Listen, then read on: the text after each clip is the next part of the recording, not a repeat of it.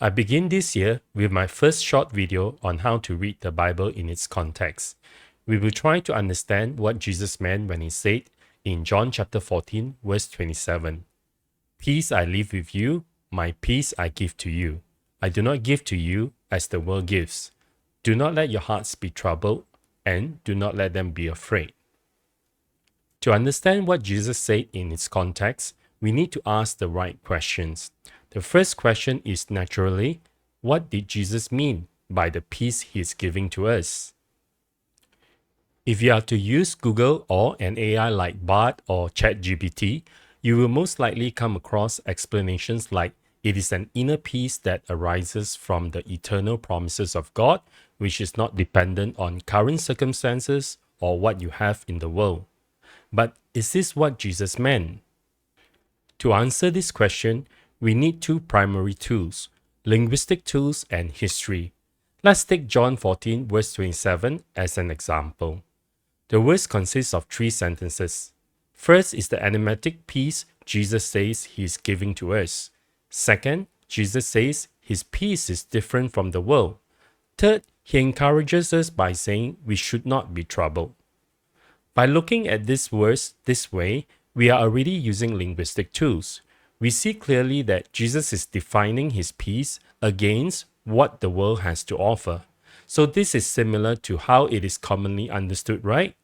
Yes, if we stop there. But there's another tool we need to apply before we can make a conclusion. And this is history. When Jesus spoke these words to his disciples, how did they understand what the peace from the world means? This is a very important question. We must remember that in the first century Judea, when the Romans ruled, it was a very volatile environment. There were a lot of unrest. Uprising was not infrequent. You can even find this documented in the Gospels. For a lot of the Jews, peace will not come until their king, the Messiah, defeats the Romans and the kingdom of Israel is established. That's why the Gospels record such a fervent longing for the arrival of the Messiah.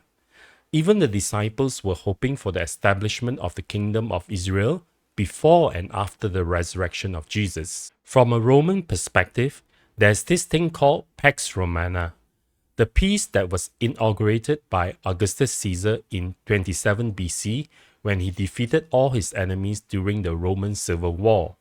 This happened when Augustus finally defeated Mark Antony and Cleopatra, two names we are quite familiar with because of Hollywood and Netflix. Roman peace is viewed as only achievable by the crushing defeat of all her enemies. This includes defeating all the revolts in Judea. This was one of the major reasons why the rulers of Judea decided that Jesus must die. This is to avoid the Romans marching over to destroy them, because having a king of Israel would certainly mean an uprising and a revolt. Having understood what peace meant historically from the Roman and Jewish perspective in the first century, we can now better appreciate what Jesus meant when he differentiated the peace he was offering and the peace offered by the world. Jesus is saying that the peace that he is offering and giving to us will not be in the form of a violent defeat of his enemies. For the Jews and the Romans, peace means the destruction of all enemies by means of the sword and war. Don't get me wrong, Jesus is going to achieve a victory over all his enemies. John chapter 14 ends with Jesus saying mysteriously that the ruler of the world is coming and he is going to face him and defeat him, for the ruler of the world has no power over Jesus. Jesus is going to establish peace by defeating his enemies. The major difference is that this victory will not be done by the violence of war. Instead, this victory and ultimate peace will be achieved through the violent death of Jesus on the cross. To conclude this short commentary, peace in the first century is understood as only possible when all enemies are defeated. The Romans achieved this peace when her armies crush all who stand against them. This includes crucifying all who rebel against them. The Jewish insurrectionists believe peace can only be achieved when the kingdom of Israel is established and the Roman invaders are defeated and chased out of Judea. However, Jesus is saying to the disciples that the way he will defeat his enemies and bring about the peace of God is through the way of the cross, not through swords and shields and the violent death of his enemies. Instead, it's through Jesus' own painful death on the cross that all enemies will be defeated. The way of the cross is the means to usher in the kingdom and the peace of God. The disciples did not believe it. They did not understand it.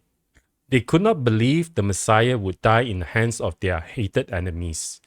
They could not follow the way of the cross when Jesus told them in the upper room what would happen shortly.